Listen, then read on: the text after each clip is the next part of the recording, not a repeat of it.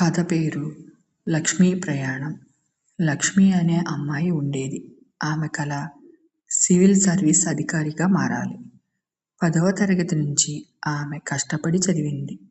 Degree పూర్తయ్యాక యూపీఎస్సీకి సిద్ధమయ్యింది. మొదటి ప్రయత్నం ఫెయిల్ అయ్యింది. రెండవ ప్రయత్నం మళ్ళీ ఫెయిల్ అయ్యింది. ఇంట్లో వాళ్ళు చెప్పటం మొదలుపెట్టారు, పాప ఇంకో ఉద్యోగం చూసుకో, ఎంతకాలం ఇలా? లక్ష్మి మనసులో సందేహాలు మొదలయ్యాయి. నా ఈ కల నిజమవుతుందా అనిపించింది. ఒక్కరోజు ఆమె తన స్కూల్ టీచర్ను కలిసింది. టీచర్ చెప్పింది, ఫెయిల్యూర్ అనేది నీకు చెప్పే ఒక సందేశం, ఇంకా నేర్చుకోవాల్సింది ఉందని. ఆ మాటలు లక్ష్మికి బలం ఇచ్చాయి. ఆమె తన తప్పులను విశ్లేషించింది.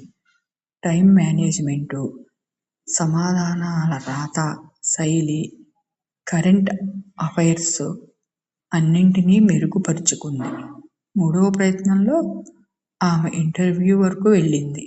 అక్కడ కూడా ఆమె చాలా ఒత్తిడిలో పడింది. కానీ ఒక ప్రశ్నకు ఆమె హృదయపూర్వకంగా సమాధానం ఇచ్చింది.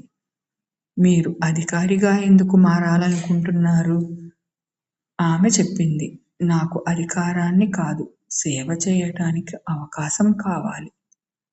కొన్ని నెలల తర్వాత ఫలితాలు వచ్చాయి. ఆమె సెలెక్ట్ అయ్యింది. ఆ రోజు ఆమె గ్రహించింది, అపజయం మనల్ని ఆపటానికి కాదు, తయారు చేయటానికని.